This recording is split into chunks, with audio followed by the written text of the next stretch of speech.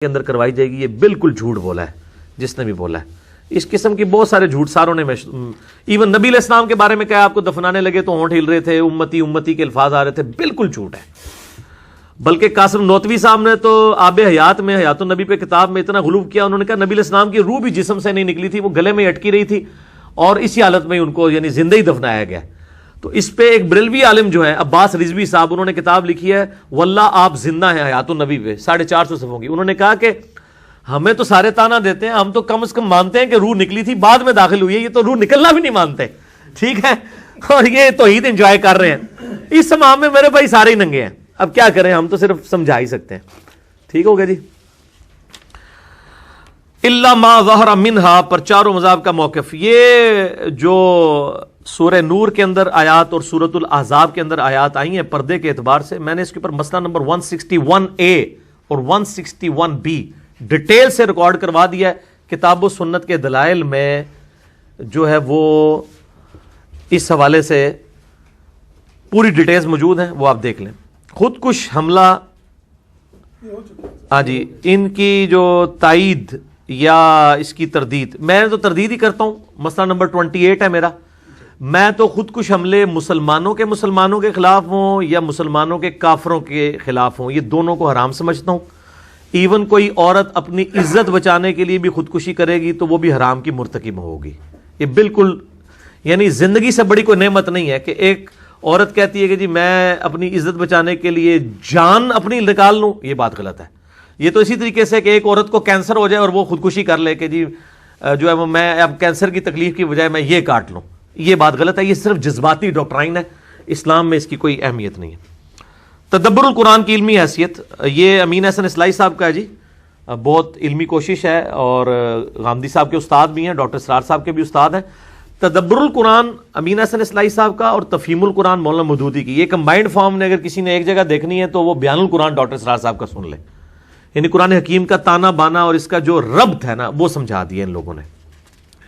اچھا جی، prize bond پر اگر پہلے سے مزید کوئی ریکارڈنگ موجود ہو، میں نے پرائز بانڈ کے اوپر بتا دیا کہ جس پہ اصل رقم ڈوب جائے وہ تو حرام ہے، جس میں اصل رقم باقی رہے وہ ڈوبے نہیں اور انعام گورنمنٹ کی طرف جیسے اسٹیٹ بینک کے پرائز بانڈ ہے تو وہ حلال ہے۔ جنت البقی میں دفن ہونے کی خواہش کرنے کی شرعی حیثیت کیا ہے؟ یہ جنت البقی تو ویسے پبلک میں مشہور ہو گیا، اصل میں لفظ ہے بقی غرقد۔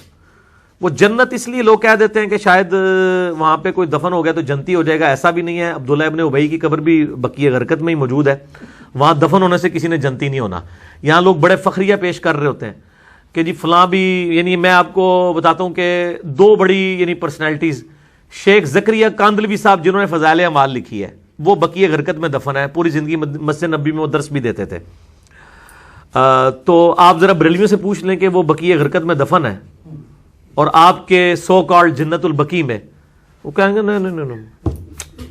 اچھا، آپ دیوبندیوں سے پوچھیں کہ الیاس قادری صاحب کے جو پیر صاحب ہیں ضیاء الدین مدنی صاحب، جو مدینہ شریف میں رہے ہیں اور وہ اپنے زمانے میں وہاں میلاد بھی کرواتے تھے، وہ بھی بقی غرقد میں دفن ہے۔ تو دیوبندیوں سے پوچھیں کہ کیا آپ وہ سیدھے جنتی ہیں، وہ کہیں گے نہیں۔ تو جب آپ آپس میں ایک دوسرے کو جنتی نہیں مان رہے ہیں تو ہمیں کس چیز کی دوس لگاتے ہیں کہ کوئی بقی غرقد میں دفن ہو کے تو جنتی ہو جائے گا؟ البتہ صحیح مسلم میں ایک حدیث ہے، نبی صلی اللہ علیہ وآلہ وسلم نے فرمایا کہ مدینے میں موت مانگا کرو، جو لوگ مدینے میں فوت ہوں گے میں قیامت والے دن ان کی شفاعت کروں گا۔ اور صحیح بخاری میں ہے کہ حضرت عمر فاروق رضی اللہ تعالیٰ عنہ علیہ السلام یہ دعا کیا کرتے تھے، اے اللہ مجھے مدینے میں موت دینا اور شہادت کی موت دینا، اور اللہ نے ان کو دونوں خواہشات ان کی پوری کی۔ مسجد نبوی میں یعنی ان پہ زخم لگا اور مدینہ شریف میں ہی انہیں شہادت کی موت بھی ملی، نبی علیہ السلام کا پڑوس بھی ملا مرنے کے بعد۔ تو وہ تو ہے کہ مدینے میں یعنی اہل مدینے کی جو قبرستان میں لوگ دفن ہیں ان کی شفاعت ہوگی۔ صحیح مسلم میں بھی ہے، جامعہ ترمذی میں بھی۔ میں نے قبر رسول کے اوپر بڑا ڈیٹیل لیکچر 3 گھنٹے کا دے دیا، مسئلہ 54C اور مسئلہ 54D، اس میں نے یہ ساری صحیح روایتیں بھی ضعیف روایتیں بھی، یہ ساری چیزیں میں نے ڈسکس کی ہیں۔ لیکن یہ یاد رکھیے گا کہ یہ سارے فائدے اسی کو حاصل ہیں جس کے عقیدے صحیح ہوں گے، کیونکہ بخاری و مسلم کی حدیث ہے کہ اللہ نے تمام نبیوں کو ایک دعا دی تھی جو انہوں نے اس دنیا میں کر لی، اور میں نے اپنی دعا اپنی امت کے لیے چھپا کے رکھی ہے. میری دعا سے میرے ہر امتی کو نفع پہنچے گا سوائے اس شخص کے جس نے اللہ کے ساتھ کسی قسم کا شرک کیا ہوا. مشرک کو چاہے وہ مدینہ شریف میں دفن ہو جائے